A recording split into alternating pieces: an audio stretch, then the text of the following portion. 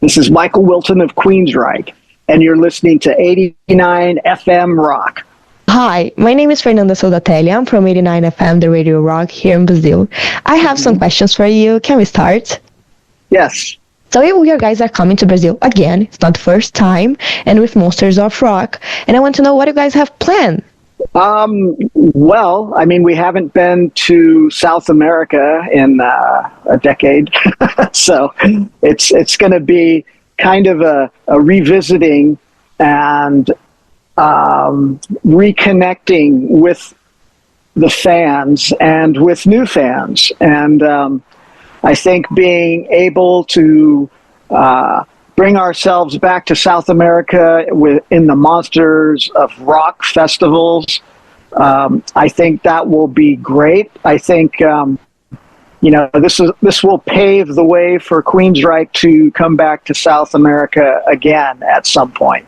Yes, and you have been on the road for a long time. How festivals like Monsters of Rock is still interesting for the band?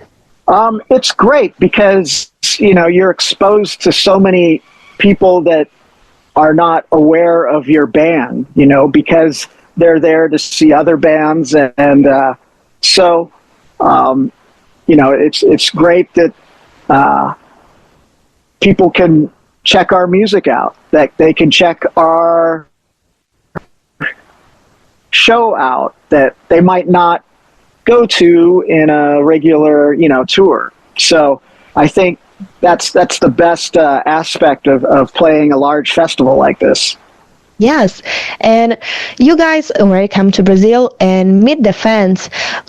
How was this experience? Because we are known by the craziest fans in the world, so sometimes happens something that is not usual.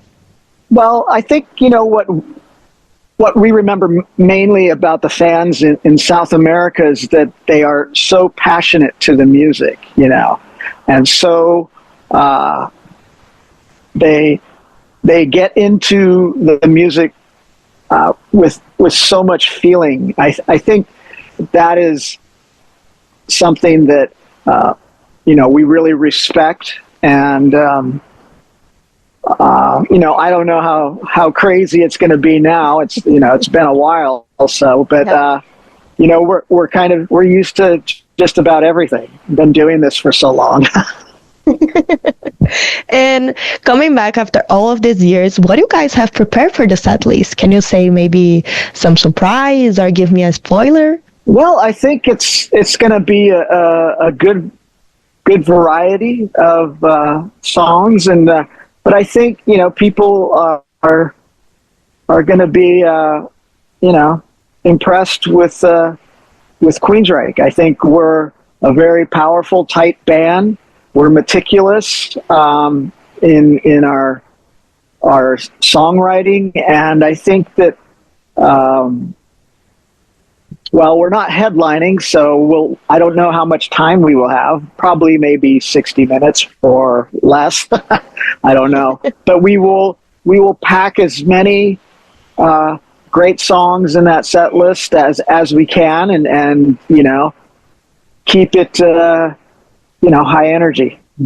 Yeah, and you guys has been on the road for over 40 years. How is the evolution of the band for the first EP to nowadays? Well, it's just been a great ride, and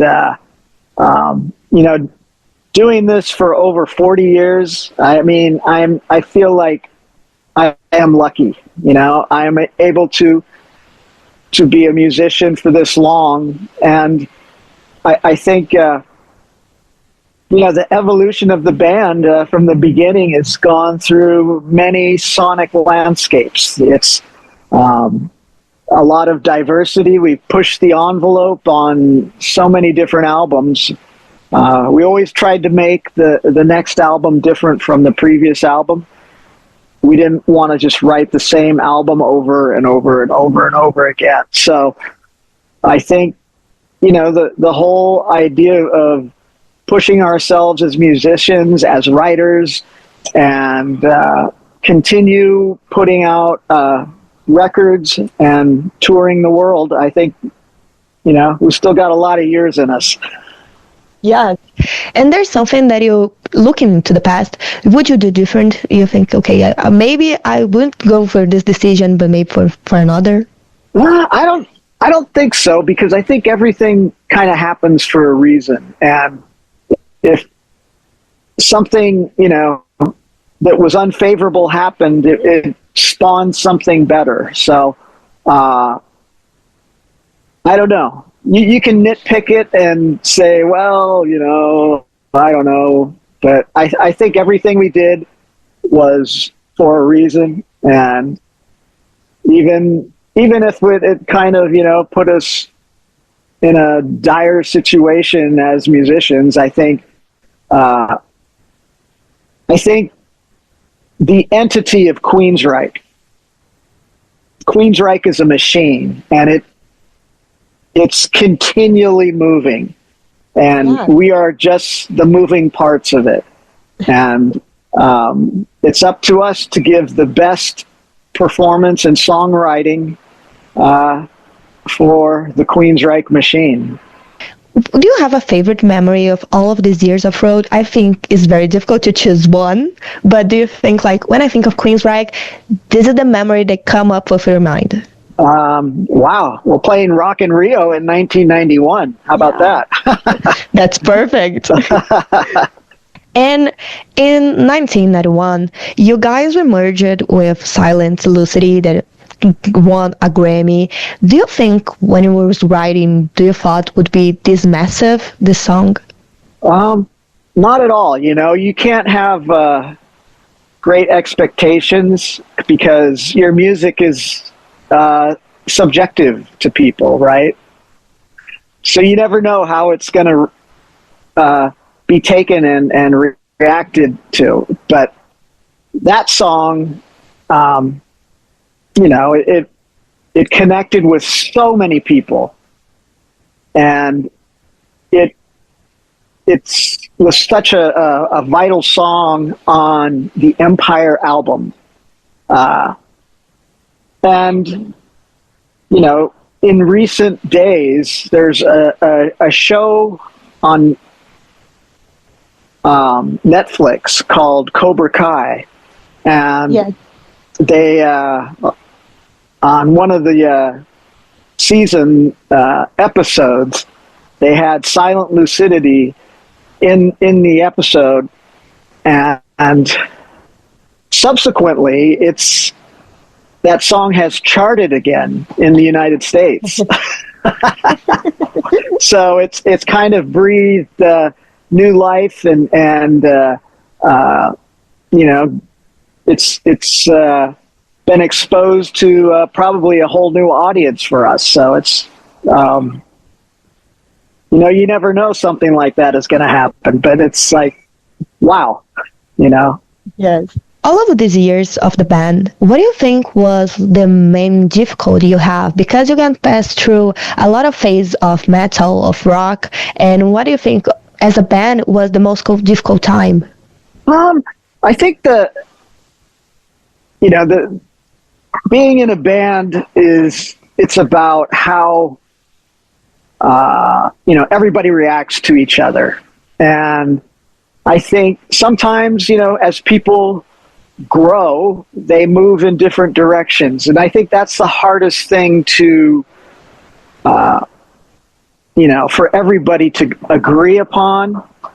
And I think people want to go in different directions, and other people don't. So I think it's just that's the hardest thing is, people change, and they want to do different things. And the main core of the band wants to keep doing what we've been doing for 40 years and not do something radically different. So, that being said, that's the hardest part, is just keeping the communication and the relationship with the bandmates. That's the hardest thing. And how is the rebalance of the band after a member go for another way? It's we have to make sure that the musicians that come in to the band are top notch. That they're they know the music, they know love to play the music, and want to tour a lot, and that's basically, but it's kind of a relearning process. It's a regrowing process. So, unfortunately, we've been, very lucky with our band personnel that we've acquired as other people have left. Yes. And recently you said that the band is in a jaw-dropping creative resurgence. What has been inspiring you in the new phase of the band? Well, I think it's really exciting to be writing another record with Queensrÿche. So I think we're always touring. So this is going to be very special that we get to spend some time and write another Queensrÿche album. I think that's going to be, really great. When it's done, I have no idea, but we have started. Okay. Geoff Tate was a central figure of the band, and recently he showed his interest of maybe coming back for Queensrÿche or have a conversation. How do you see that? How is it for you? I think he's doing his thing and he's going in his direction. And, I think what we have right now in Queensrÿche is very strong and solid. And we are very happy with what we're doing and what, to give that up would be, kind of silly for us. So it's like, I think, those days have gone, and we're excited for the future with, this machine called Queensrÿche. Yeah. And you talk about a new album. I know you guys are just coming to Brazil, okay? But can you promise that you do another tour with this album and coming back to Brazil again?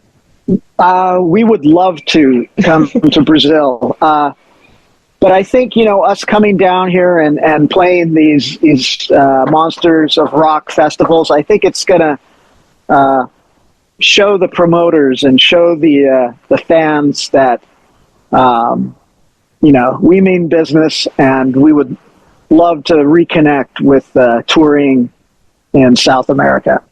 Thank you so much, Michael. It was a pleasure talking to you. I hope when you're in São Paulo, you come to the radio. You're very welcome here, and I'm waiting for you. Okay, well, we will see what our schedule is like. I think, okay. Anything can happen. Okay, thank you so much. It was a pleasure. Thank you. Bye-bye. 89, a Rádio Rock.